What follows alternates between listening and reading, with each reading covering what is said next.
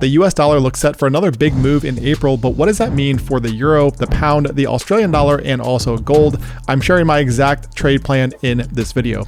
So my name is Justin Bennett, full-time trader and founder of Daily Price Action. As always, all of this is my opinion only and not financial advice. So looking first at the DXY, the US dollar index, this is the 4-hour time frame, and really the same structure that we've talked about now for over a month. Okay, going back here to late January is still intact.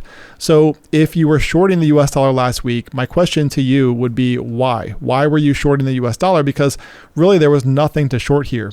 Since this time back here in late January, this market has been making higher highs and higher lows. And furthermore, we have this last BOS back here. Okay, so this was our external low.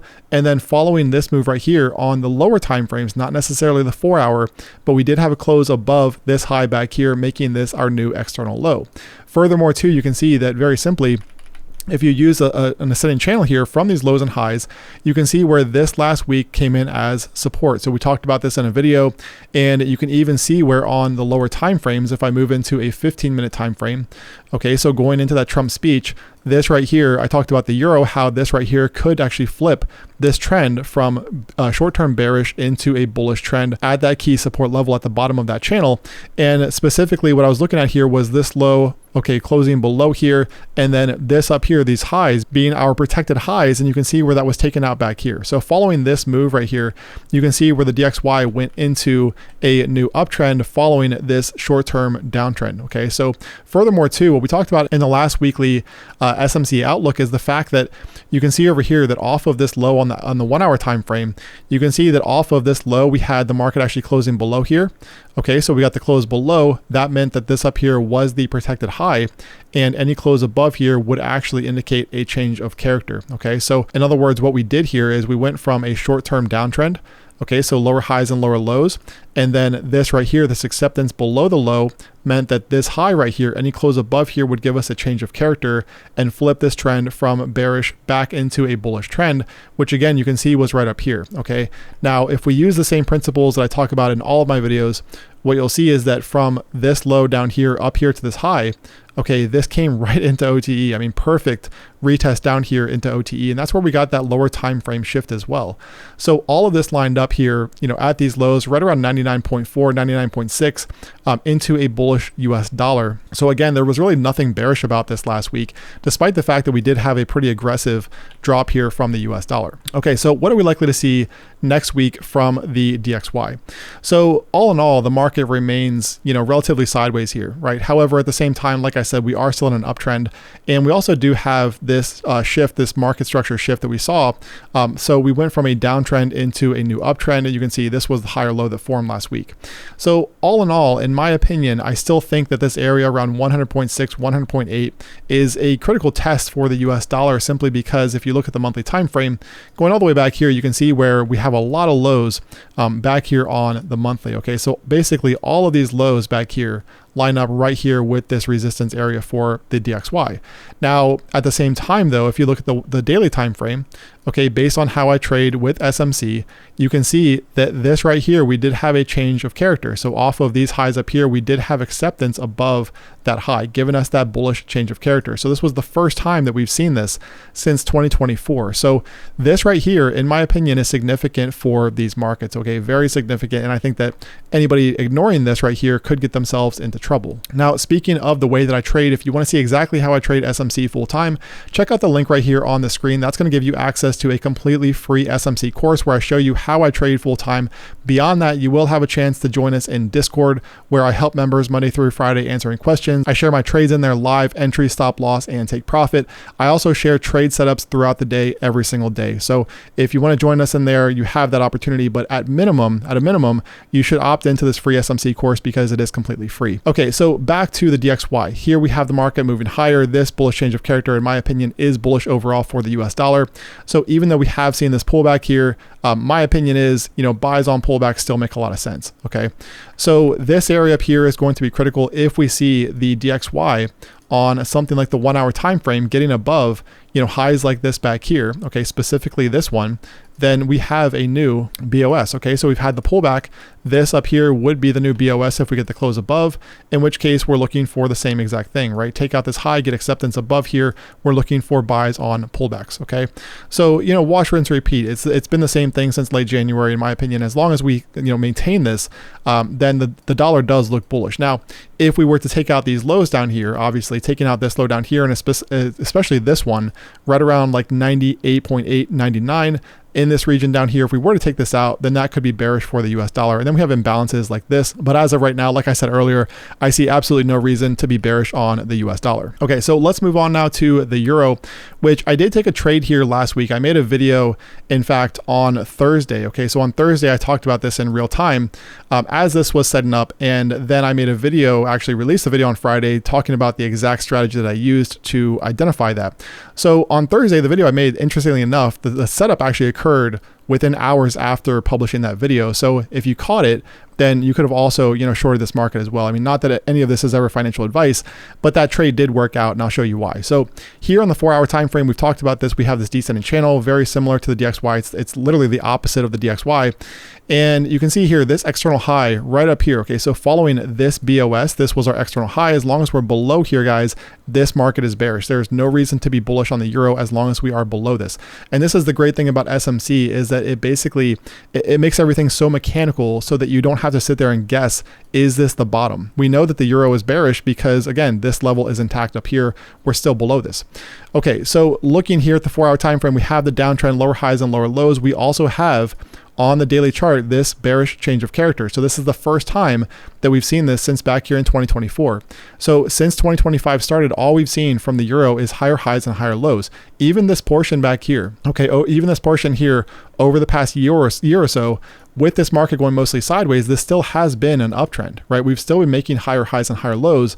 However, following this BOS back here, okay, this was the external low. You can see we got acceptance below here. So this right here, guys, is where I flipped high time frame bearish on the euro, simply because we did get that acceptance below the low, giving us that change of character. So all in all, I've been looking for shorts here. Okay, so I knew that this was the case on the daily. I also knew that we had this break of structure back here on the 4-hour, and this right here as well. So even though this looks a little confusing, or might, if you're not familiar with SMC, it's actually very simple, guys. All we're doing is the same exact concept over and over again on multiple time frames. So here you can see that we have this low put in. Okay, so here's our bearish break of structure over here below the low. We then have the market going into an uptrend. Okay, so higher highs and higher lows. Now where this failed was right over here. Okay, same concept. BOS, right? Internal BOS, internal change of character. So this right here, the moment that we had this, right, it signaled that this short-term uptrend could be ending.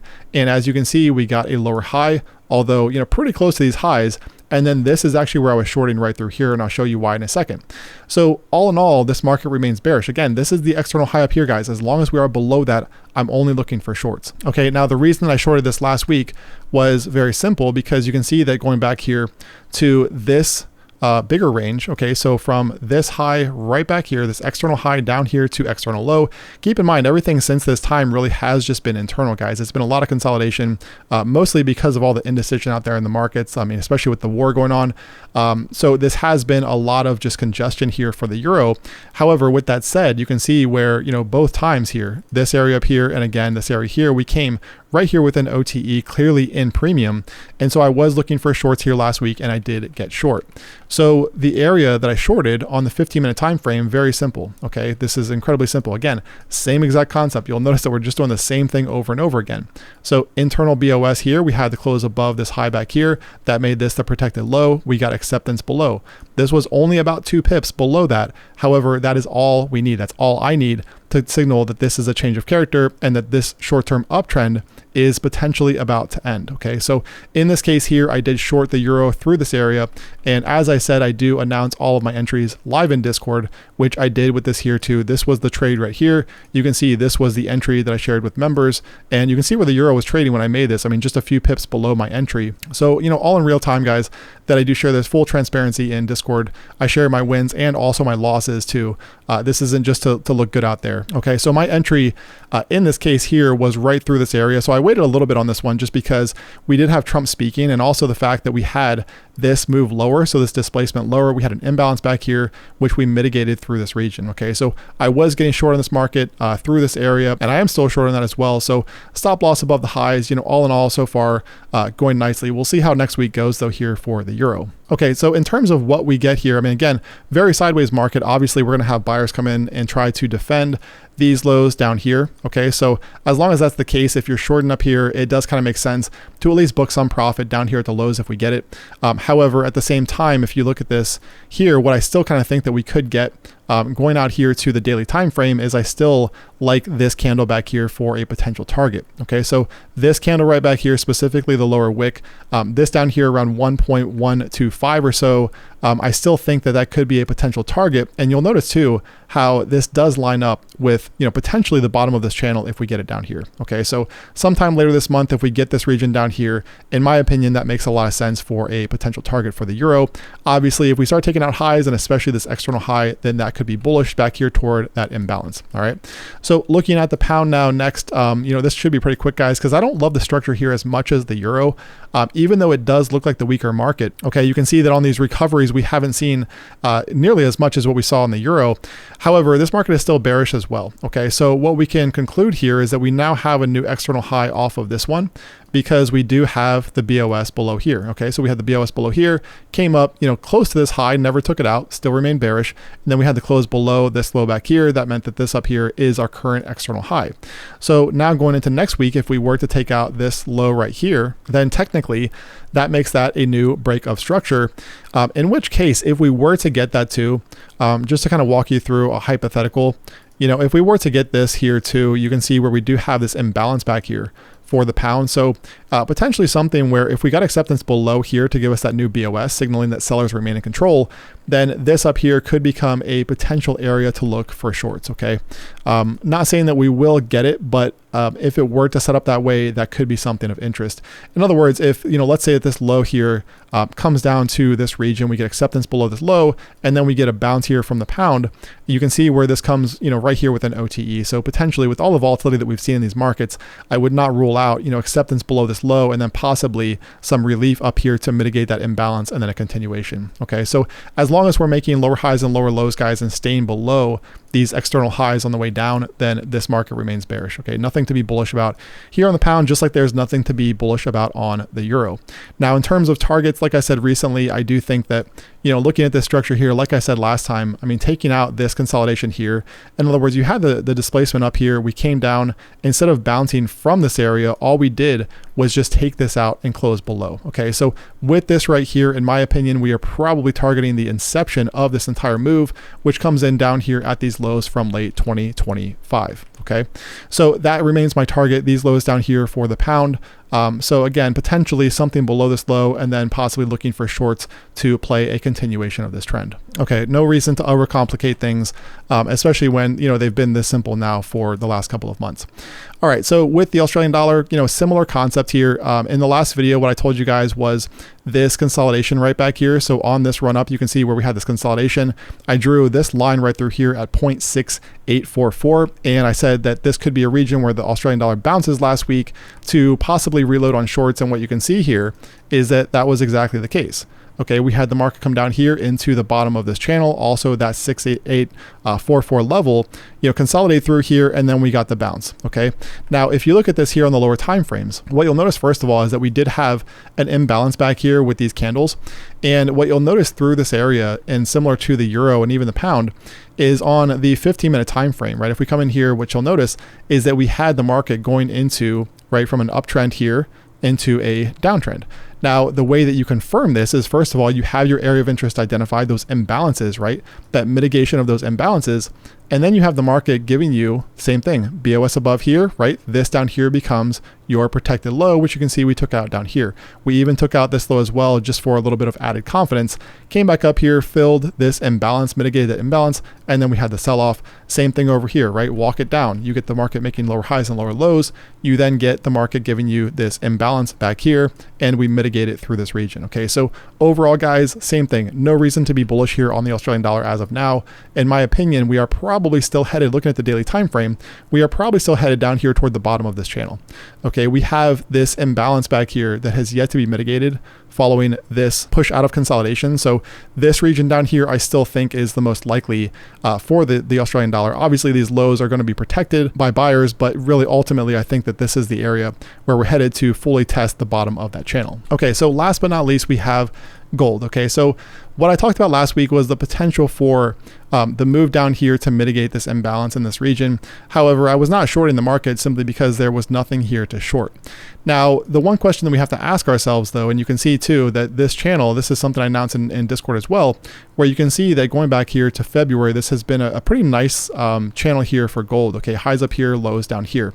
The question we have to ask ourselves though is, following this recent bounce, is this move right here enough? Okay, so in other words, this price action right here, is this enough to call this a BOS? Okay, even if it's an internal BOS, and then this, what we got last week, an internal change of character.